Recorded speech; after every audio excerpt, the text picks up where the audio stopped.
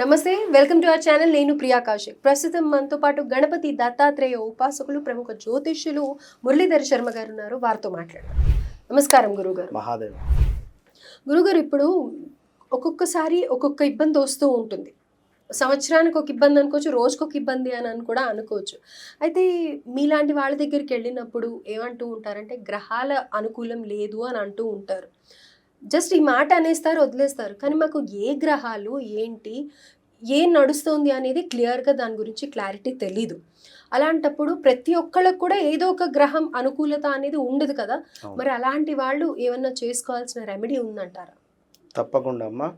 ఇప్పుడు మీరు అన్నట్టుగా ఏ గ్రహం బాగుంది, బాగా లేదు, ఈ గ్రహానికి సంబంధించి మీరు ఈ విధమైనటువంటి రెమెడీ చేసుకోండి అని మనం క్లియర్ కట్గా కూడా వారికి చెప్పి, అవసరమైతే ఏమైనా తాంత్రిక పరిహారాలు కానీ లేదా ఇంకేమైనా ఉన్నా కూడా వారికి చేయించి మంచి రిజల్ట్ అనేటువంటిది వచ్చిన తర్వాత వారి వద్ద నుండి చక్కటి స్వీట్ బాక్స్ కానీ ఇలాంటి గిఫ్ట్స్ ఎన్నో కూడా తీసుకున్న సందర్భాలు ఎన్నో ఉన్నాయి మనం. కనుక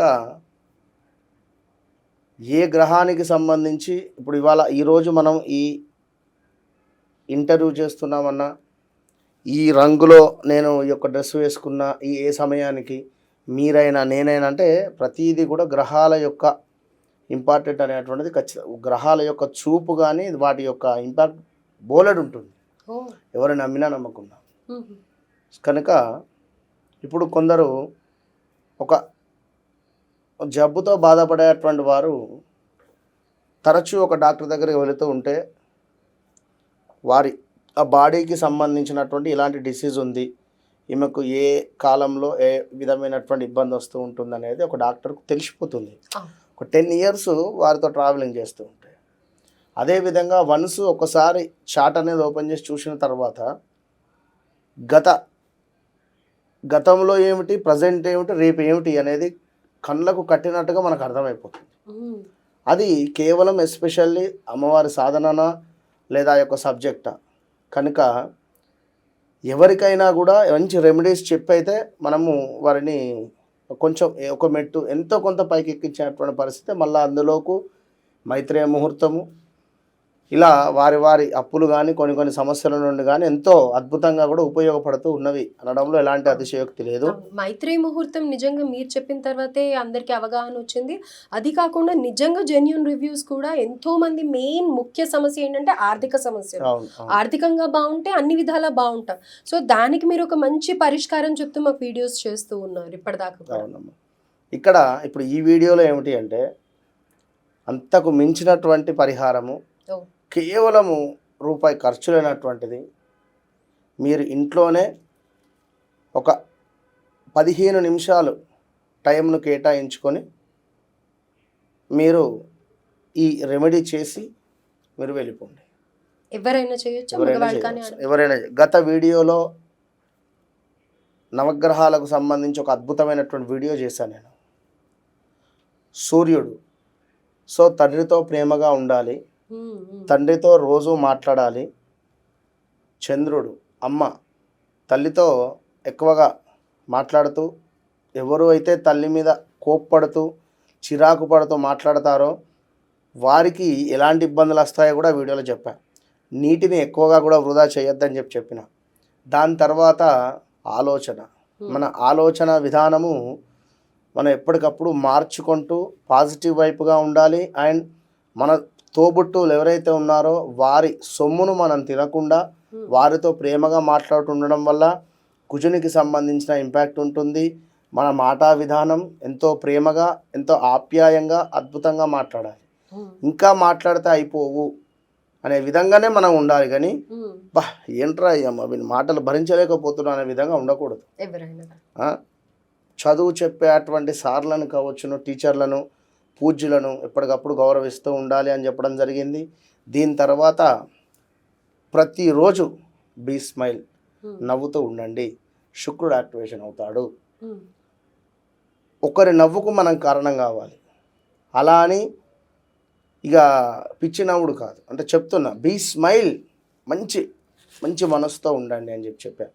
ఇంకా దీని తర్వాత మరీ ముఖ్యంగా మనం పనిచేసే చోట మన కింద ఉండేటువంటి వారు కానీ, కార్ డ్రైవర్స్ కానీ, ఎవరైనా వంట మనుషులు కానీ, వారితో మనం ప్రేమగా ఉంటూ వారికి ఏమైనా గిఫ్ట్ ఇవ్వడం వల్ల వారి సంతోషానికి గురయ్యి శనైశ్వరుని యొక్క అనుగ్రహం కలుగుతుంది మనకు. ఇక కరెంటును ఎక్కువగా కూడా వృధా చేయకుండా ఉంటూ కొన్ని బ్యాడ్ హ్యాబిట్స్కు అడక్ట్ కాకుండా ఉండడం వల్ల రాహు యొక్క ఎనర్జీ అనేటువంటిది మనకు వస్తుంది. ఇక ఇప్పుడు ఇక్కడ మీరు నేను ఇద్దరం ఉన్నాం, లేని వాని గురించి మనం మాట్లాడకూడదు.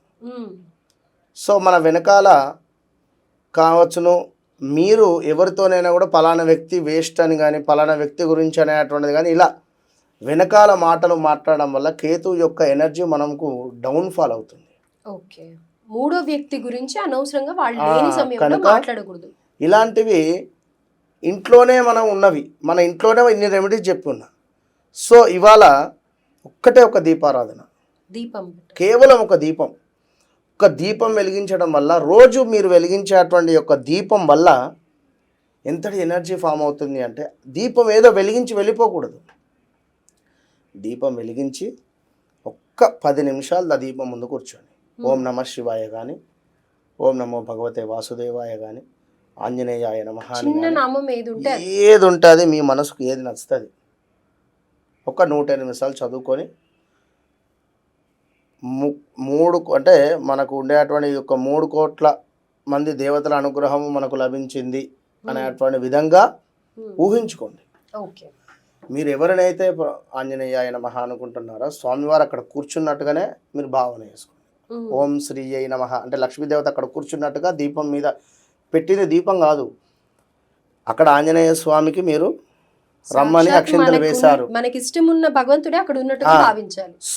సూర్య భగవానుడు అక్కడ ఉన్నాడు, విష్ణుమూర్తి దీపంలో ఉన్నాడు అనేటువంటి భావన చేస్తూ ఉండడం వల్ల అద్భుతమైనటువంటి రిజల్ట్ ఉంటుంది. అయితే ఇక్కడ ముఖ్యంగా ఏమిటి అంటే, ఇక్కడ దీపపు ప్రమిద, ఈ దీపం అని నేను ఎందుకు చెప్తున్నాను అంటే, మనకి ఇక్కడ దీపపు ప్రమిద ఏదైతే ఉందో అది సాక్షాత్తు సూర్య భగవానునితో సమానం. దీపపు ప్రమిద అనేటువంటిది మనకు సూర్య భగవానునితో సమానము. అదేవిధంగా నూనె ఏదైతే ఉందో అది చంద్రుని యొక్క అంశం. అందులో పోసేటువంటి మంచి మన నెయ్యి కావచ్చును, నువ్వుల నూనె కావచ్చును, ఏదైనా కూడా. అదేవిధంగా దీపం బత్తి ఏదైతే ఉందో అది బుధుని యొక్క అంశం. అదేవిధంగా వెలిగేటువంటి దీపము ఆ జ్వాల ఏదైతే ఉందో అది కుజుడు. ఆ జ్వాల నుండి వచ్చేటువంటి కాంతి ఏదైతే ఉందో గోల్డ్ రిలేటెడ్ అది గురువు.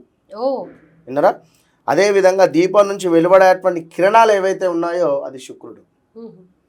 అదేవిధంగా దీపం వెలిగించడం వల్ల పొందేటువంటి మోక్షం ఏదైతే ఉందో కేతు అంటేనే మోక్షకారకుడు. సో దీపం వెలిగిస్తున్నాం, మనకు ఒక జ్ఞానం అనేటువంటిది లభిస్తుంది, మోక్షం. ఇక అన్నిటికంటే ముఖ్యంగా ఈ యొక్క దీపము కొండెక్కిన తర్వాత మాడినటువంటి ఆ యొక్క నలుపు ఏదైతే ఉందో శనైశ్వరుడు. నవగ్రహాలు ఇక్కడ కూడా 100% అనేటువంటి భావనతో చక్కగా మీరు ఆ దీపారాధన చేసి అద్భుతంగా మీరు ఎవరైతే అనుకుంటున్నారో ఈశ్వరుడు అక్కడ ఉన్నాడు. సో మీరు చేసినటువంటి మంచి చెడు ఆ దీపానికి చెప్పండి, నిన్న ఈ విధమైన చెడు జరిగింది, నేను ఈ విధమైన మంచి చేశాను, సో నేను ఈ విధంగా మంచిగా ఉండాలనుకుంటున్నా, కొంత జ్ఞానం అంతే ఇవ్వడం వల్ల ఖచ్చితంగా అద్భుతమైనటువంటి ఫలితం మీ సొంతం. రైట్. అయితే ఇప్పుడు మీరు చెప్పిన దాని ప్రకారం నవగ్రహాలలో ఏ గ్రహం అనుకూలంగా లేకపోయినా ఒక్క దీపంతో అన్ని గ్రహాలు యాక్టివేట్ చేయొచ్చు అని. రైట్. సో ఇప్పుడు ఒక్కొక్కళ్ళ స్థితి కానీ పరిస్థితి కానీ ఏదైనా దానం చేసుకోమంటారు, లేకపోతే ఇంకెక్కడికన్నా వెళ్ళమంటారు, ఈ గ్రహానికి ఇది చేయండి అది చేయండి అని. అవన్నీ కాదు, ఫస్ట్ ఇంట్లో సింపుల్గా ఇది ఒకటి స్టార్ట్ చేస్తే చాలు అని అంటారు, అన్ని గ్రహాలు అనుకూలంగా ఉంటాయి. రైట్. అద్భుతమైన పరిష్కారం, అందుకే కదా ఇంట్లో దీపం పెట్టండి అని అంటూ ఉంటారు. అయితే ఇక్కడ ఒక సందేహం, దీపం మామూలుగా ఇంట్లో ఆడవాళ్ళు పెడుతూ ఉంటారు, లేదా పెద్దవాళ్ళు ఎవరైనా పెడుతూ ఉంటారు, లేకపోతే ఇంట్లో తండ్రి గారైనా పెడుతూ ఉంటారు.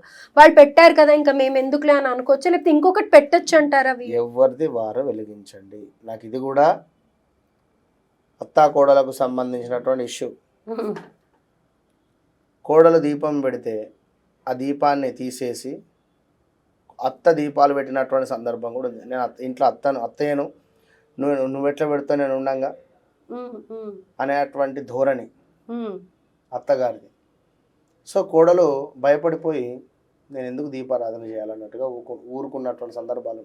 అహో! ఇక్కడ కూడా అత్త కోడళ్ళ గొడవలు వస్తూ ఉంటాయా?